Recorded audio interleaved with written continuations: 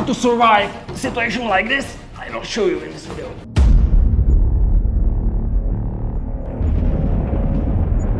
We already showed you how to use the stairs to your tactical advantage. We showed you how to use the walls.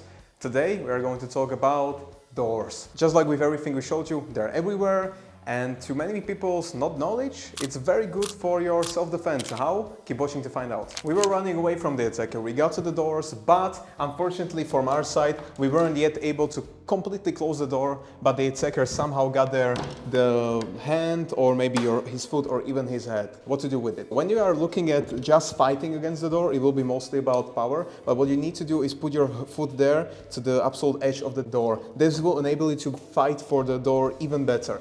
So that's the first thing you should do. Of course, use all of your power, but your foot needs to be there for your advantage. Then what we are talking about, I am having a hand here. Just by striking the hand will probably enable me to let go. If not one, maybe two, three. With your knuckles, you can basically hit the fingers very good, very painful, and I will let go. Then you can make your way up to the head. As I am striking now, I can even use the door for banging me against the wall. We showed you in the wall video how you can actually use the hands to strike me and then go for the edge of the wall and combining, escaping completely. Even here, just like we showed you before, you will have to combine multiple things.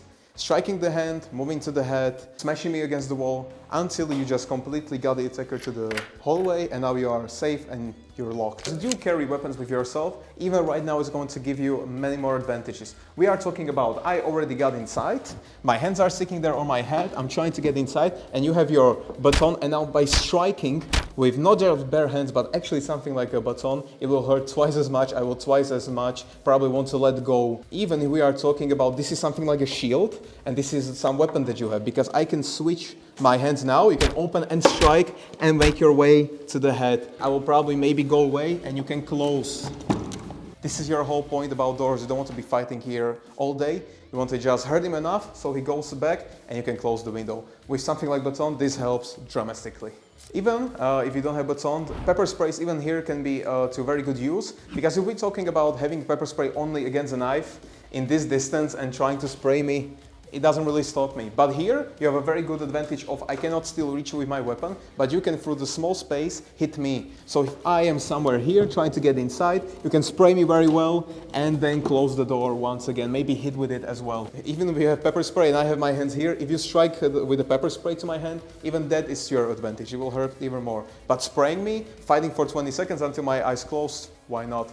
The same goes with a pistol. If we do have the pistol, it's a good self-defense weapon, but right again, let's throw it to the same scenario. We are here and now I'm stabbing and now you shoot me and I still am stabbing continuously. Except, or compare it with, there's something between us. I cannot just go through the door and just stab you, of course, but you can shoot me either through the space that is here. So I'm here, you can go through this space and push me, shoot me through the door without exposing yourself at all. How to train it? It will be exactly like we were showing you, but you just need to up the intensity a little bit. So at first, just grab your helmet, have your bare hands and just have the helmet on the partner so you can actually combine between attacking the hand and then upping to the head again. Then we could be talking about have different items in your hand, from the keys to some polsters, something like a pepper spray training one, very good one, or something like here polster like a telescopic button. Then let your partner grab something like an Aku strike and it will tell you very good, okay, am I getting cut too much? Am I doing some mistakes? And do I don't have a good distance? And you can repeat the mistakes, or not repeat the mistakes, you want to avoid the mistakes by training it. And then of course, maybe wear some gloves, maybe he can wear some boxing gloves and hit me into the helmet so we can up the intensity. Use some door that you don't mind destroying because it can happen during the training, and keep it safe but keep it real. Use your surroundings, so if you don't have a weapon on you, there's always going to be something around. We are talking from keys to something like a phone, or even if you have just bare hands, let's say that I am a person who really got here and I'm leaving the head here. You have the keys, you can stab me to the eye, you can go for the hands and either smash me against the wall because I am all here, you can completely smash me with the door against the wall very easily. But if you have the keys, it's going to just help you. If you are in a building where the phones are very close, why use your hands when you can just go and grab this and smash me? Use all the things to your advantage. It's always going to be better to have something in your hand. Have you been already training like this? If you were good, if not, not, think about it. If you want to use all the tactical advantage you want, and not just by watching a video and thinking I know it, but actually going with the door and training. It will show you many things that you think you are doing correctly